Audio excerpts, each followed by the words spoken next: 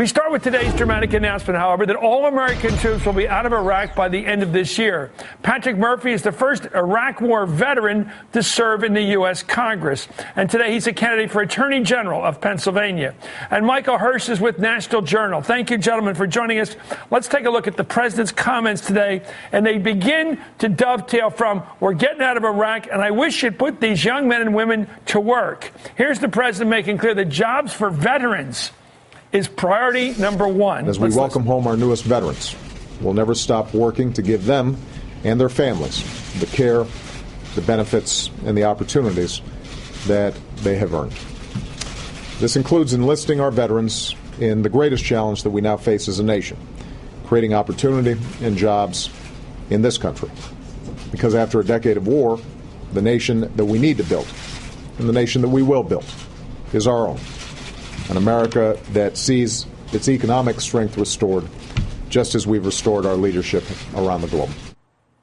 Well, Patrick, I immediately thought of you today because you were one of the people heroic enough to make the right statement on Iraq from the beginning. And you're, of course, an Iraq veteran who then got elected to Congress. And now, of course, I assume you're concerned about the unemployment rate in Pennsylvania.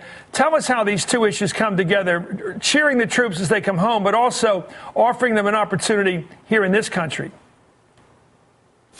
You know, it's interesting, Chris. I got a comment today from a young woman, Lakeisha Watson Moore, on my Facebook page. And she said, why don't we take that money that we were investing in Iraq and invest it here in job training programs for these heroes coming home? You know, for these heroes who I served with in Iraq and who are now coming home finally, you know, we need to make sure they served our country. They fought for us over there. They shouldn't have to come home and fight for a job here at home. And we need to do all we can. I will tell you that Mrs. Obama, the First Lady, has done a tremendous job. And Dr. Joe Biden, the Second Lady, they have teamed on this effort to make sure that these heroes, because the unemployment rate for veterans coming home is even higher than the general population.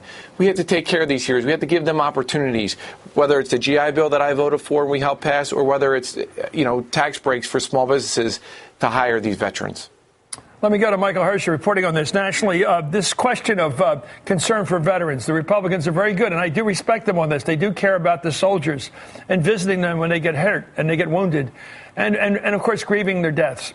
This question about creating an opportunity at home, was it interesting? Well, it was to me. I'll ask you the open-ended question. The president tying these two issues together.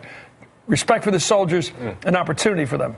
I mean, this has been a consistent theme, Chris, for months now. When he announced the Afghanistan drawdown back in June, I think it was the first time he used the phrase, we need to do nation building at home. Yeah. And that obviously is something that ties together with the biggest critical issue in his political future, which is the economy and the jobless rate, as well as winding down these two wars. So I think you're going to see him repeat that again and again as these withdrawal timetables continue. And here's President Obama pointing out that he'd kept a campaign promise in ending the war. Let's listen.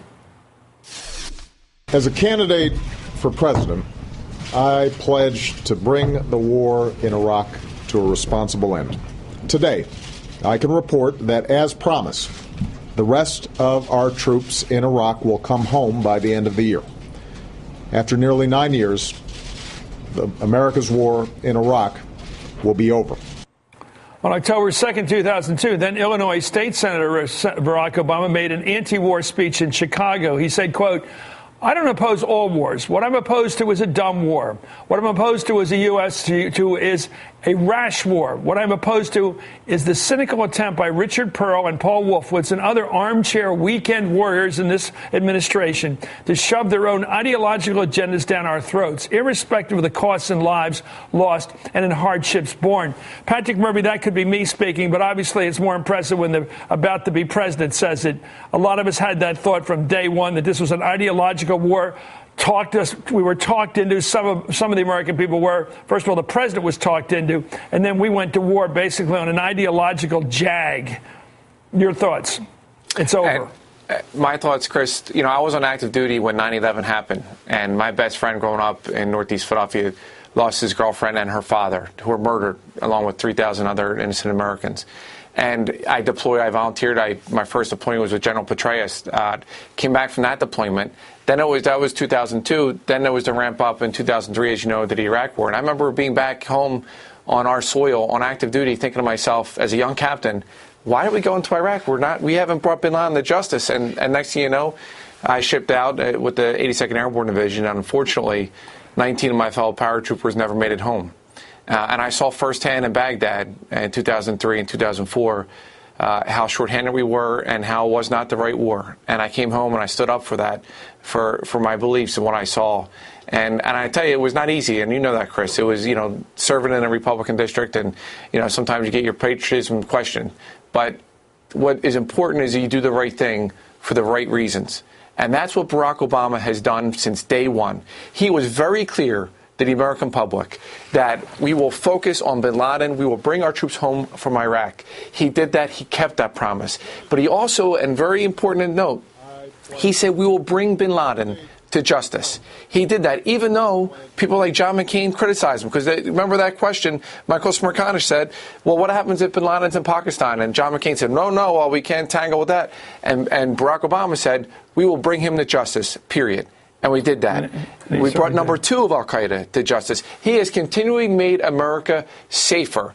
And the news just yesterday with Gaddafi, and let's be very clear, bringing Gaddafi to justice is an important step to keep our world safer. And I will tell you, Chris, and you know why this is important, because we have people that unfortunately American service members who were murdered by Gaddafi.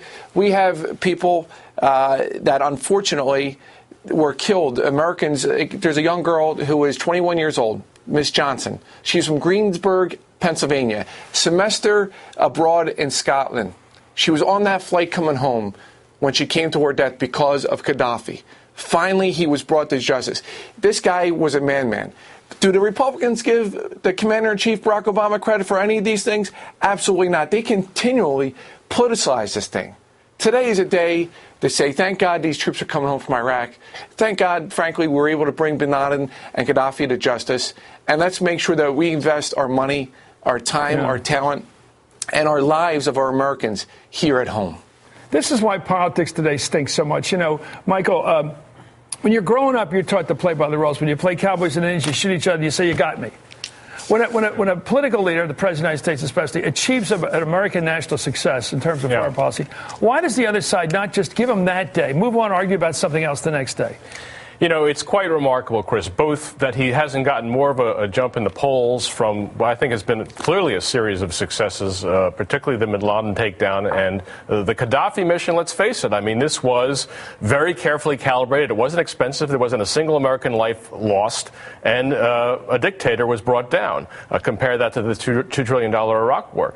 But what's also striking is, as you suggest, the lack of graciousness on the part of some of the Republicans. I was very struck to hear Mitt Romney come out today and say that this was either a naked political calculation on Obama's part or it was just incompetence in negotiations. I mean, I was with President Bush back in early 2008 when he announced the beginning of these negotiations. Yeah, the deal. And who were negotiating? David Petraeus was then the general in charge of the Iraq war, and Ryan Crocker was then the Iraq ambassador. And these are two figures that are now serving the Obama administration.